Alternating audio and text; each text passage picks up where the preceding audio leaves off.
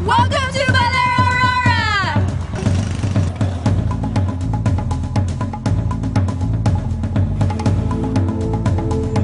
After 5 hours on the road, my friend Carla and I finally reached Baler. Happy to say that Baler's roads have improved dramatically. What used to be a bumpy road trip is now a smooth, even path. There's just so much to see and do in the capital of Aurora Province. But our first stop begins at the Pacific Ocean.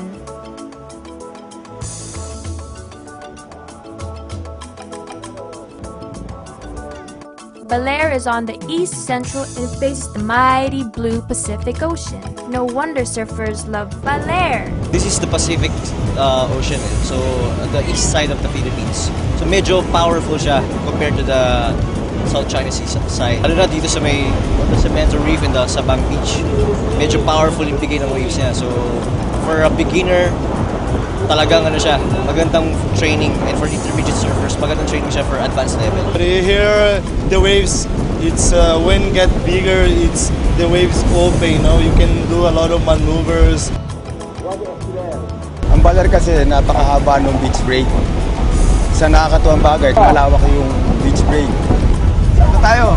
It's time to soak our feet in sand and water. One of the best surfing sites on the Philippines. As you can see, right behind me are medium-sized waves, which are perfect for beginners like me.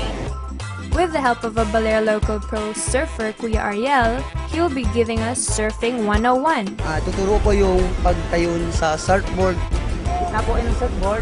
Okay, gitna po kayo. And then babalance po kayo, ma'am. And then hawak po kayo dito. Okay, bibilang po ako ng 3. Magsisimula po ako sa 1 hanggang 3. Okay, 1, 2,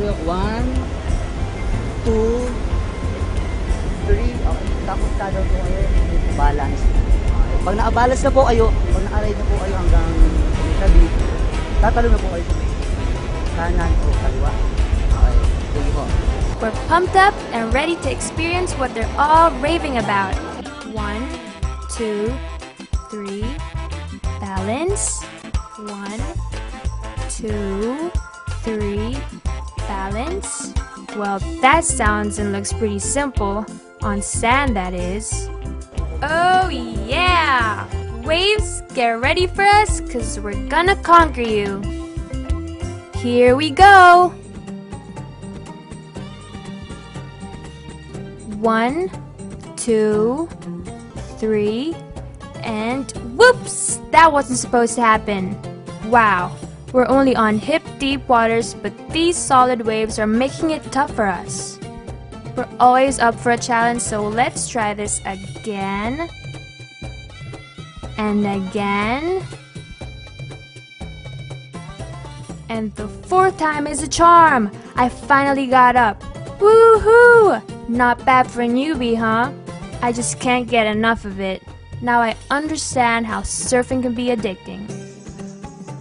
We're lucky to ride on fairly moderate waves, but these can swell as high as 9 feet.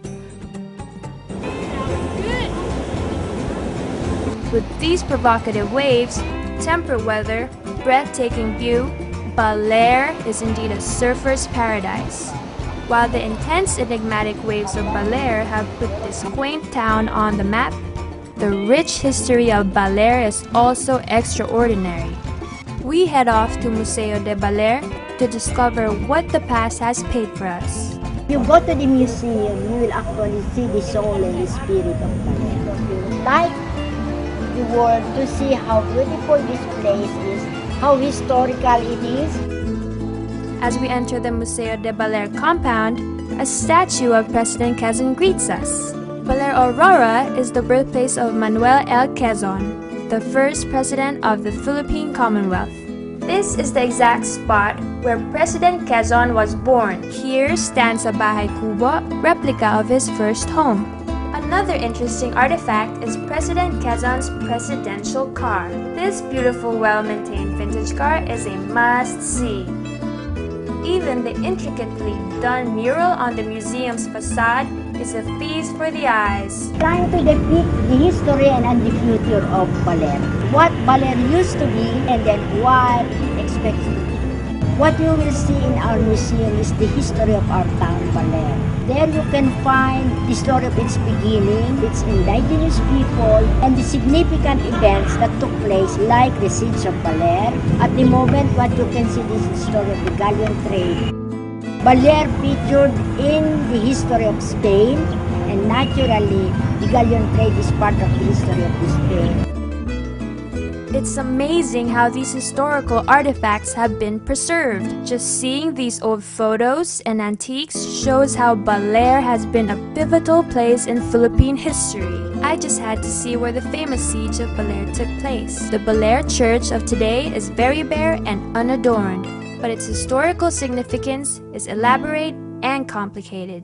In summary, 50 Spanish soldiers and their 4 officers hid inside the stone-built church. Since they lost communication from the Spanish government, they refused to believe that the war had ended in June 1889. They stayed locked inside the church for almost a year, despite efforts of Filipino insurgents to scare them. Subsisting on provisions that lasted for only 6 months, some of the Spanish soldiers died. In July 1890, they peacefully surrendered after they received a Spanish newspaper that depicted Philippine independence. Only 33 out of the 54 survived the siege. While all of that is a significant thing of the past, the Baler community celebrates everything colorful and vibrant in their modest town. I just had to indulge in their local treats. Puto and other rice goodies are just some of their popular delicacies. The best place to find more homegrown products is their local market. Look at these elaborate handmade crafts. Exquisite! Delicious sweet fruits, wide variety of seafood. Everything is fresh and affordable. Mind-blowing beaches, lush sceneries, profound history, mouth-watering food, warm people.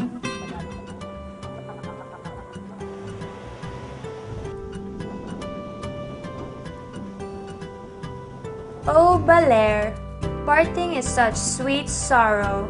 It's been a wonderful trip, but I'm off to another one. Until our next escapade, I'm Jet, and this is our Philippines.tv.